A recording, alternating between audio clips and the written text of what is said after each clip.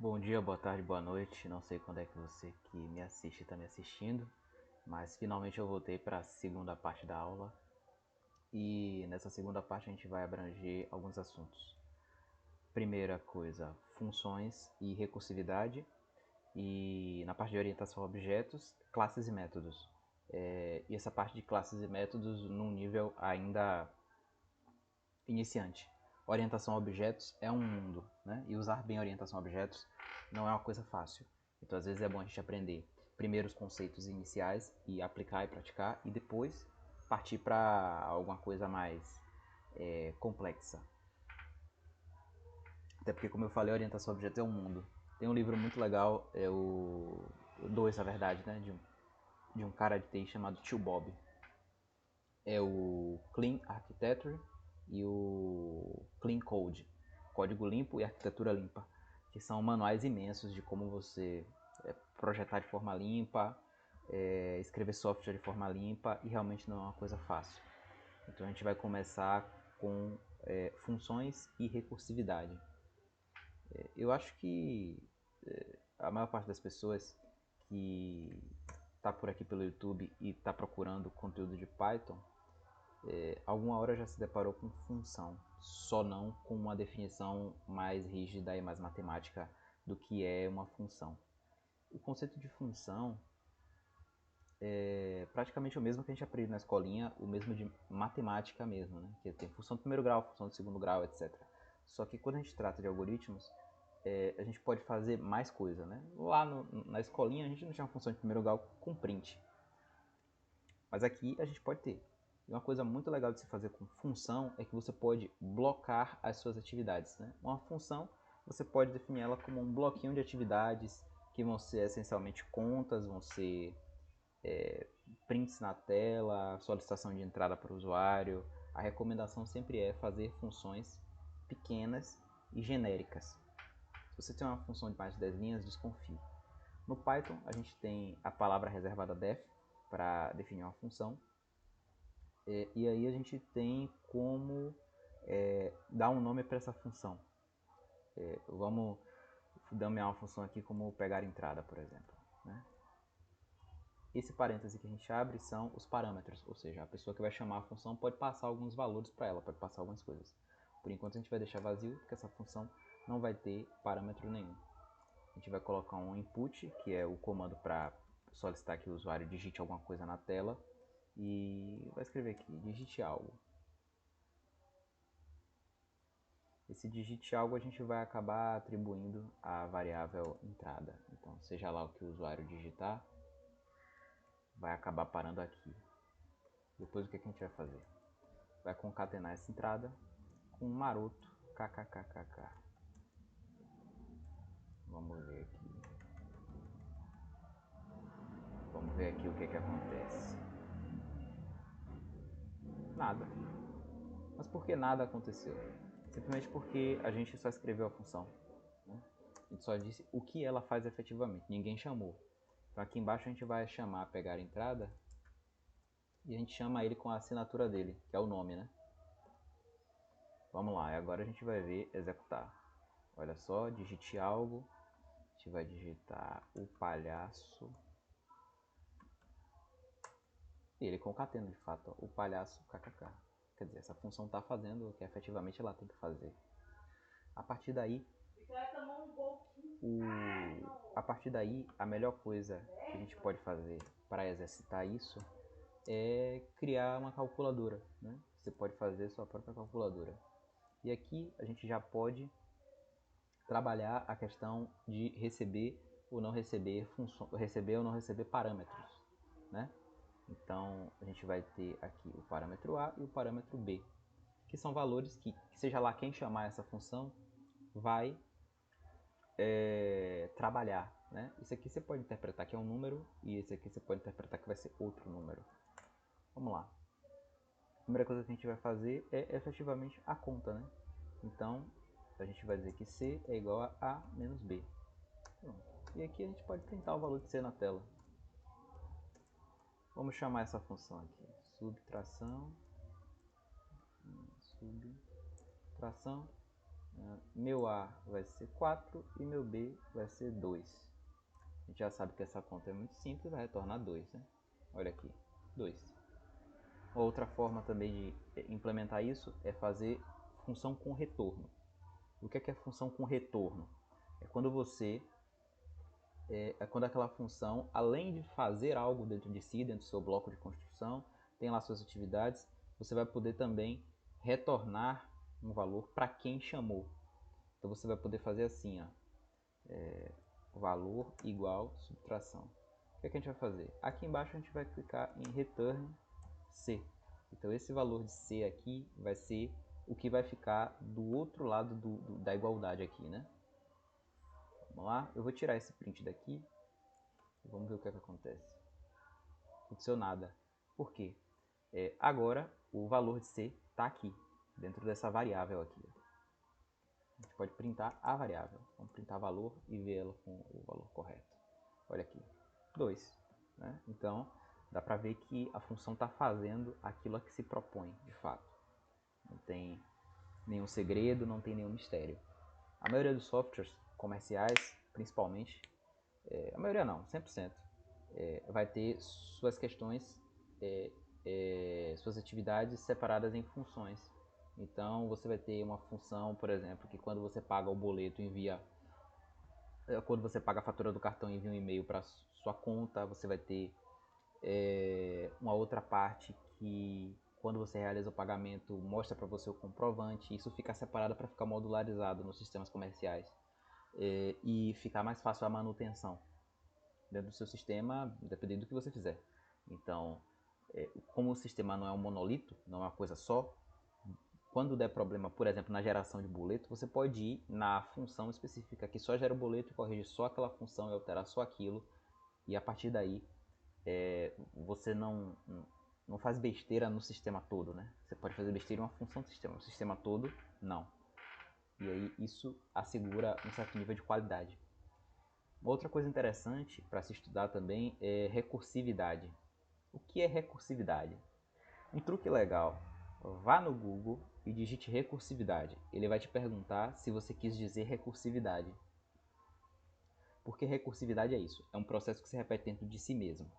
Quando você tem um processo que se repete dentro de si mesmo, e esse conceito é um pouquinho complicado de se entender, você pode reusar uma função dentro dela mesma. Isso se vê na natureza de diversas formas. Se você colocar fractais, por exemplo, fractais de Hilbert, são um bom exemplo.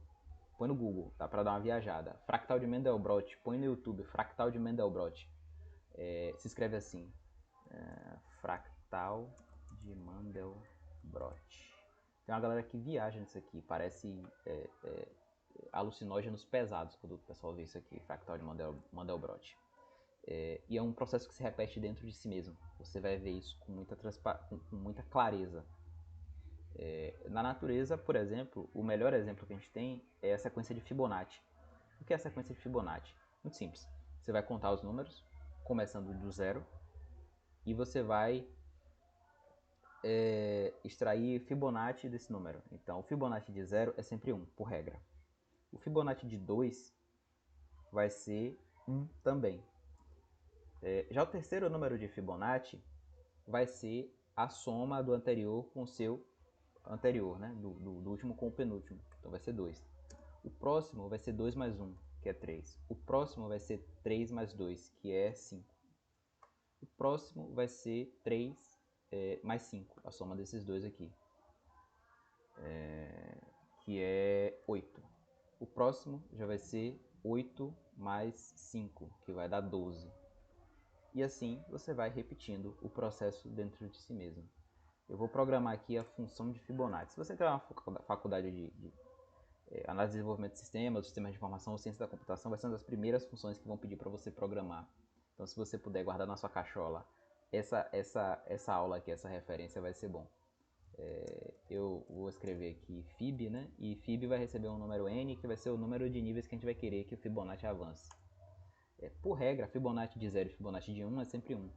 Então, o que eu vou fazer aqui? Uma regra: se n for menor ou igual a 1, ele vai sempre retornar 1, certo? Se não, ele vai retornar ele mesmo, passando n-1 mais ele mesmo, passando como parâmetro n-2, né? Como assim n-1, n-2? Muito simples. É o mesmo esquema que a gente fez aqui, né? 1, 2, 3. 3 é a soma de 2 mais 1, né? 2 é a soma de 1 mais 1. Então, é isso aqui que a gente precisa retornar e acumular para ter uma função de Fibonacci implementada.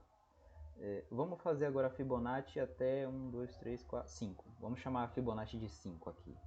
Eu vou chamar ele dentro de um print. Fibonacci de 5. Ah, isso aqui não é código, eu preciso apagar. Aliás, acho que eu vou comentar. Pronto. Aqui, 8, né? É o nosso resultado. E que efetivamente é 8 mesmo, né? Aqui é o Fibonacci de 0, de 1, de 2, de 3, de 4 vai ser 5 e de 5 vai ser 8. É o oitavo número de Fibonacci. Vamos ver um número um pouquinho maior aqui, de 16. Olha só, 1597. Vamos printar os caminhos de N antes e depois, para a gente ver o percurso que ele faz, né? Vamos lá, deixa eu reduzir isso aqui para 6, porque senão fica muito número.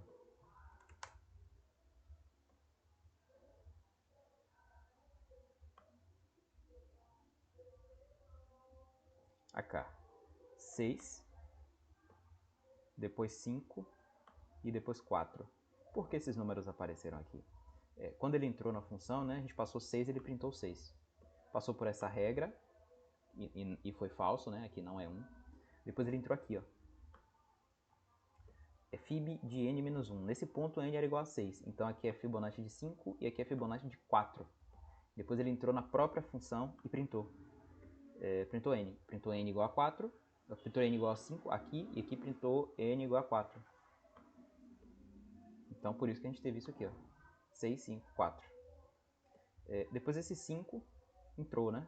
O 5 entrou aqui na própria função. Aí ele printou 5. Depois que printou 5, 5 não é igual ou menor a 1, né? Não passou por essa regra aqui. Ele chamou isso aqui, Fib de n-1. Nesse ponto, n era igual a 5. Então aqui é Fib de 4 e aqui é Fib de 3. E por isso que ele printou aqui 4 e 3. E assim sucessivamente. Isso aqui é um pouquinho complicado de entender. Eu tenho um amigo que, para entender recursividade, ele executou chamadas recursivas no papel higiênico. Pegou o papel higiênico, saiu rolando em casa e falou: vou fazer chamadas recursivas aqui até entender. Ele foi riscando papel higiênico. Quando o papel higiênico acabou, ele conseguiu entender como era que se fazia essa conta.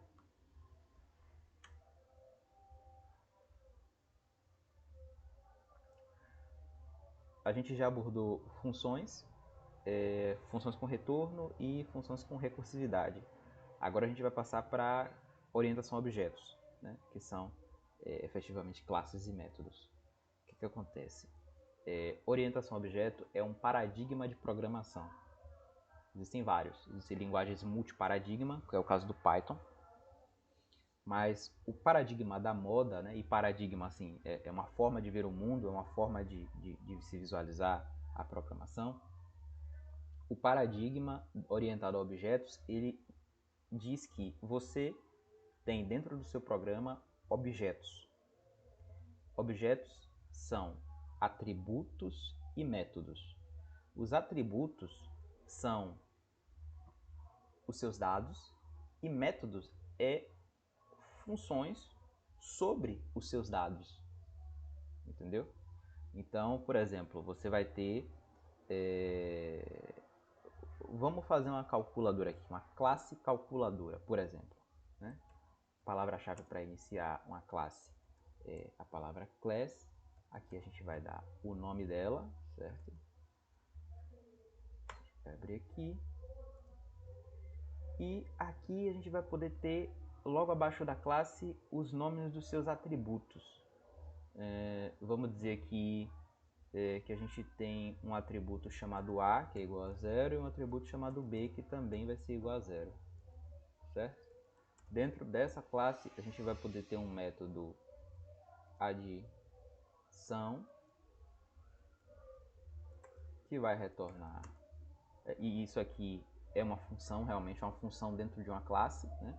E aqui a gente pode ver aquela separação que eu comentei, os atributos, que são seus dados, e os métodos, que são funções que vão executar sobre os dados que você tem dentro da sua classe, que são os seus atributos. Isso ajuda muito a organizar a programação, porque antigamente o pessoal deixava os dados em um lugar e as funções em outro lugar. Então você não sabia de onde vinham os dados, ou de que lado vinha, para onde iam, quem passava o que, quem comunicava o que, quem fazia tal atribuição. Então agora está condensado, né? Você vai ter um objeto calculadora que vai ter dentro dele os seus atributos, que são os dados com que ele trabalha, e vai ter dentro dele os métodos, que são os comportamentos que ele tem que ter, né? Então essa calculadora aqui ela vai ter só adição e subtração. Então, adição vai ser A mais B. Aqui eu tenho que colocar self, é uma palavra reservada do Python. E você tem que colocar sempre que você tiver um método dentro de uma função. Isso é um pouquinho chatinho, mas vamos lá. Esse self é para você fazer referência que você está fazendo referência a um atributo que está dentro dessa própria classe. E aqui você vai ter self A, self B. Pronto, vamos copiar isso aqui e criar uma nova função que dessa vez vai ser a de subtração. Aqui você vai mudar o nome, subtração, né? E aqui ao invés de ser A mais B, vai ser A menos B, certo? Agora eu vou colocar aqui que A vai valer 4 e B vai valer 3. Nós vamos instanciar esse objeto, né? O que é efetivamente instanciar um objeto? Você vai pegar uma cópia desse objeto para você, você vai pegar uma calculadora para você, das milhões de calculadoras que existem no mundo. Eu vou chamar ela de calc, igual a calculadora, tá vendo? E aqui a gente vai poder usar calc e chamar calc.adição.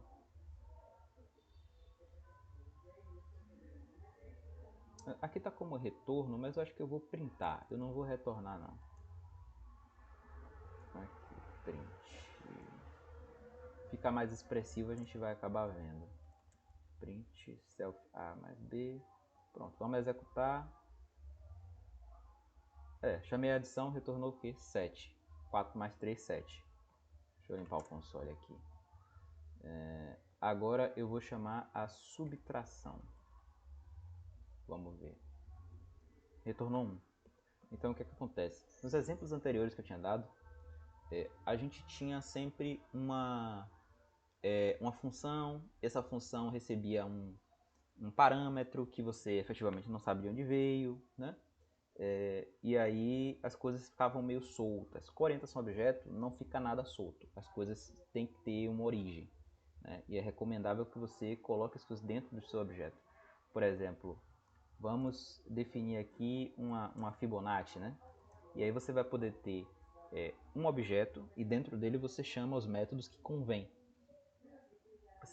Como aquele exemplo que eu dei do aplicativo do banco, por exemplo, né? Ele não tem um método que gera boleto, ele tem uma classe que gera boleto. Dentro dessa classe você vai ter o boleto não, né? Comprovante de pagamento. Dentro dessa classe você vai ter para quem você pagou, quem pagou, quanto pagou, qual foi a data, dentro da classe.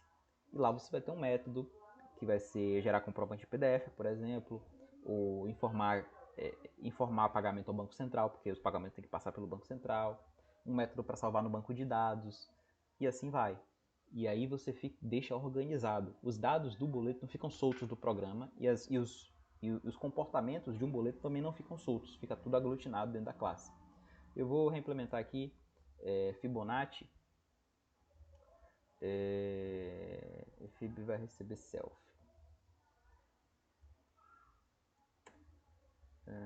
A gente consegue fazer uma função recursiva dentro método, né? Um método é uma função, né? Só que o método é a função que está dentro de uma classe. Aqui a gente tem que receber um n, né? If n menor igual a 1, return 1, return fib n menos 1 mais fib n menos 2. Aqui embaixo a gente vai poder chamar Fibonacci, né? Do mesmo jeitinho que a gente fez anteriormente. A gente pode passar também o parâmetro, né? Parâmetro n, que no nosso caso aqui vai ser 7. E vamos printar isso aqui.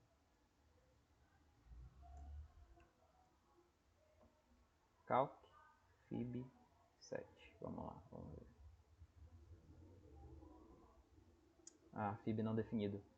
Esse erro aqui é bem comum, na verdade.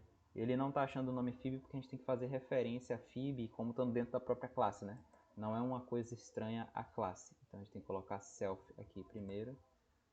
Self para informar que ele está chamando de dentro de si. Pronto, retornou 21. Então a gente pode ter as mesmas coisas que você já sabia numa função, o método pode fazer. Na verdade é a mesma coisa, né? Só muda a localização. O método está dentro da classe e a função está fora de alguma classe. Objetos, classes no caso, né, podem ter um método especial chamado init. É esse aqui. Def, aí você vai colocar 2 underlines, definir init, 2 underlines, abre e fecha parênteses. O que é o init? Init é um construtor, ou seja, você pode informar que, seja lá quem for usar a sua calculadora, vai precisar obrigatoriamente informar alguns parâmetros para que você use internamente. Então você acaba obrigando a pessoa a passar esses parâmetros mesmo. Aqui, por exemplo, eu vou obrigar a pessoa a passar como parâmetro, tem sempre ter self no Python, né? Os números P e B. E aqui embaixo eu vou dizer que self.a é igual a P e self.b é igual a aqui na verdade, P e Q é igual a Q. Ou seja, você é obrigado a setar de saída quem são essas pessoinhas aqui.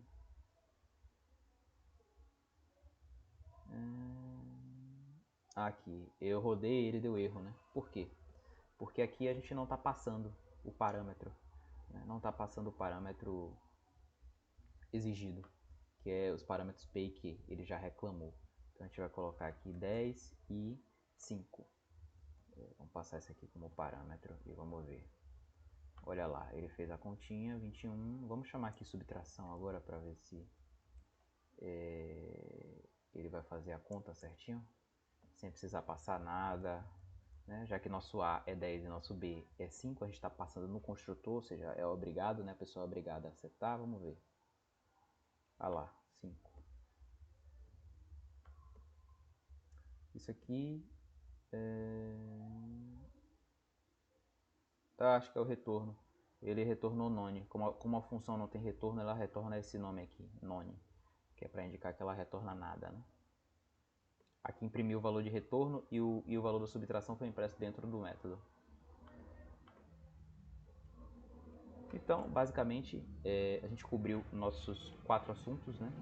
Que foram funções, recursividade, classes e métodos. A partir daí, já dá para programar com bastante intensidade no Python, dá para testar algoritmos, fazer coisas muito interessantes. E uma coisa que eu estou pensando em fazer nos próximos capítulos é, além de divulgar alguns truques do Python, divulgar também o TensorFlow. Tem muito pouca gente que sabe usar o TensorFlow.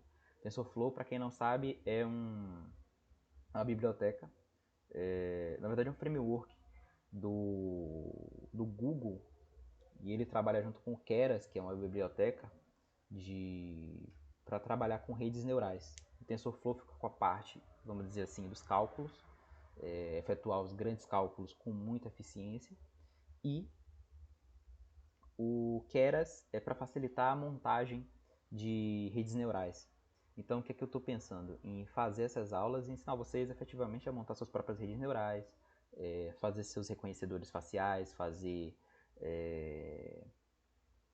reconhecedores de letras, de números, de raio-x de Covid. Já tem algumas aplicações muito interessantes para geração de texto, por exemplo, mas aí ensinar a criar a ferramenta mesmo, né? Não é usar a ferramenta pronta, é entrar na ferramenta, hackear a ferramenta, enviesar para o jeito que você quer, fazer, por exemplo, um gerador de texto do Harry Potter. Né? Eu sempre quis fazer um gerador de texto do Harry Potter. Você imputa na rede neural os textos que você quer lá dos 7 livros, pede uma continuação e vê a doideira rolar, vê o que é que acontece.